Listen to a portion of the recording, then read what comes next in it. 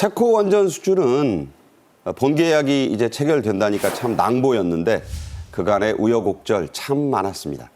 그래서 기쁨은 더 큽니다. 우선 이 본 계약의 내용이 한번 다시 정리할 필요가 있는데 말씀해 주시죠. 네, 지금 말씀하신 것처럼 정말 가뭄의 단비 같은 소식이 들려왔다 이렇게 봅니다. 그래서 한수원하고 체코에 여기 담당하는 그 회사하고 최종 계약을 5월 7일 날 이제 맺도록 돼 있거든요. 이번에 하는 건 두코반이고요. 그렇죠. 저기 그림이 나옵니다만. 네, 이번에 가게 되면 거기 한수원 관계자들만 가는 것은 아니고 정부 관계자도 같이 가게 됩니다. 그래서 이게 규모가 얼마냐? 총 26조 원 규모예요. 어마어마하죠. 그리고 이제 지금 말씀하신 것처럼 저 두코바니에는 원래 이 체코가 가지고 있던 4기가 가동 중이었거든요. 거기에 네. 이제 2기가 이제 더 건설이 되는 추가, 건데 예.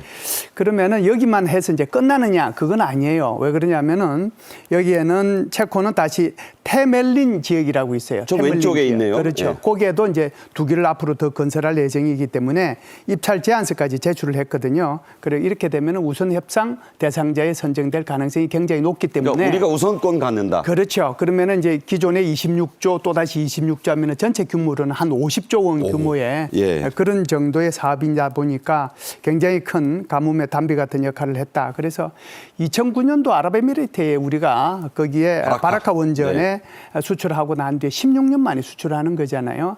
더더구나 이것이 유럽에 수출을 했다라고 하는 차원에서 보면 유럽의 이런 원자력 수출의 발판이 완전히 마련됐다. 이런 면에서 굉장히 큰 의미가 있다. 이렇게 봅니다. 네. 참 여러 번 강조해도 지나치지 않은 얘기입니다만 이 커스터마이징이라고 하죠.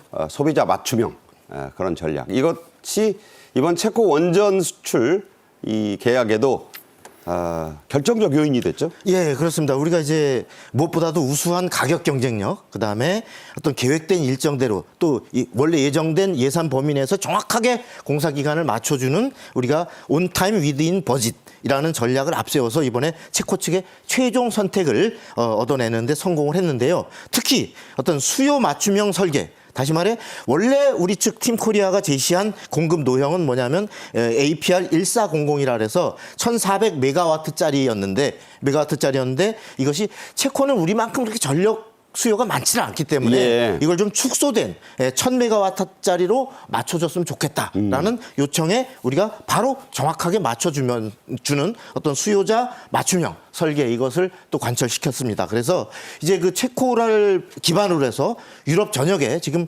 폴란드, 영국 이런 나라들의 원전 확대 건설 붐이 일고 있는데 이것을 계기로 여기에 활발히 진출할 수 있고 그다음에 또 사우디, 베트남 이런 데의 신규 원전 건설에도 우리가 충분히 진출할 수 있는 하나의 교두보가 마련됐다. 이렇게 생각이 됩니다. 원전 코리아 참 대단합니다. 부가가치가 엄청난 수출입니다. 원전 생태계도 살아나고 있다고 하고 썰렁했던 원자력공학과에도 학생들이 몰려들고 있다고 합니다. 앞서 또 우여곡절이라는 말을 안 쓸 수 없는데 이게 이제 그런 얘기 나오는 이유가 미국, 프랑스 이 원전 강대국들이잖아요. 여기서 엄청나게 우리한테 이 견제구 태클을 걸었습니다. 특히 우리에게 원전을 가르쳐줬다고 자랑하는 이 웨스팅하우스 끝까지 태클을 걸었죠. 예, 지금 말씀하신 것처럼 이게 수주전에 뛰어든 것은 지금 말씀하신 것처럼 미국의 웨스팅하우스, 그다음에 프랑스의 전력공사죠, EDF, 그리고 우리가 한수원이 2022년에 수준에 들어가서 결국 우리 한수원이 워낙 이제 이게 맞춤형으로 이렇게 잘 설명을 하고 또 자기네들도 봐서 굉장히 이익이 되겠다 싶어서 우선 협상 대상자로 선정이 됐어요. 네. 그래서 원래는 이제 올해 3월달에 최종 계약을 마무리하기로 돼 있었거든요. 한 달 전에 했어야죠. 그런데 여기서 이제 태클이 들어온 거예요. 웨스팅하우스는 지적재산권 가지고 원래 여기 한전이 가지고 있는 그 기술은 우리 거다라고 가지고 이제 태클을 걸었고, 그다음에 이제 EDF라고 하는 프랑스에서는 뭐라고 태클을 걸냐면 절차상의 문제가 있다. 이래가지고 이것을 이제 체코 정부의 반독점 사무소에 제소를 했어요. 제소했죠. 예, 그러다 보니까 이제 이 문제를 해결을 해야 되는데 우리 한수원에서는 올 1월 달에 웨스팅하우스하고 분쟁에 대해서 타기를 했고, 네. 그리고 이제 반독점 거기 사무소에서는 프랑스가 제기한 절차 문제는 이상이 없다.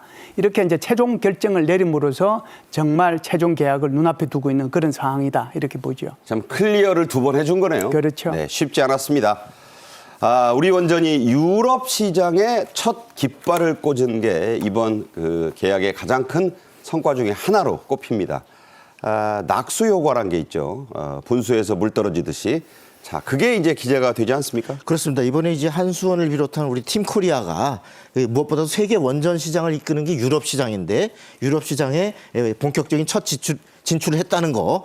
거기에다가 특히 이게 냉각수가 많은 해안 지역이 아니고 내륙에다가 내륙 원전을 수주했다는 것은 그만큼 우리가 한국이 세계적인 기술 경쟁력을 입증받았다는 거거든요. 그래서 이제 여기에 이제 한전뿐만 아니라 한전, KPS, 두산 에너빌리티, 대우건설 이러한 그 민간 기업들이 참여한 팀 코리아가 함께 어떤 수주한 성과라 할 수 있고요. 특히 여기 이제 보면 300여 개에 이르는 어떤 원전 기자재, 부품사 이런 데도 같이 참여하기 때문에 일종의 동반 진출로 대단한 낙수 효과가 기대되고 있습니다. 저 원전 기자재 부품사들이 이제 그동안 사람 안 뽑았는데 네. 사람 뽑으면 네. 또 인재들도 뽑아야 될 거 아니에요. 그렇습니다. 그런 게 다 낙수 효과가 될 게 있습니다. 네. 자, 끝으로 이 체코에 진출해 있는 우리 기업들 많아요. 이 원전 수주는 이 기업들에게도 매우 긍정적인 영향을 미치죠. 예. 이 체코는 사실 유럽에서 우리 기업들에게 하나의 교두보와 원래가 이 원전 말고도 우리 기업들에게 하나의 유럽의 공장이다랄까 하나의 진출 기지 같은 곳입니다. 우리 지금 한 국내에 한 100여 곳에서 국내에서 한 100여 곳에 자동차, 전자, 그다음에 2차 전지 이런 쪽에 기업들이 진출을 해 있는데 예컨대 뭐 현대차, LG, 넥센 이런 데가 활발히 진출해 있는데 여기서 현지 생산을 이번 그 원전이 건설되게 되면 안정적인 전력 공급을 받을 수 있기 때문에 그렇겠죠. 네, 더욱더 현지 생산을 확대할 수 있는 기반이 마련됐다 이렇게 평가할 수 있겠습니다. 네. 네. 자, 우리나라 국내만 시끄럽지 미국 뭐 할 것 없이 유럽 나가면 어깨가 으쓱해진다. 반대가 돼야 되지 않을까 하는 생각을 해봅니다.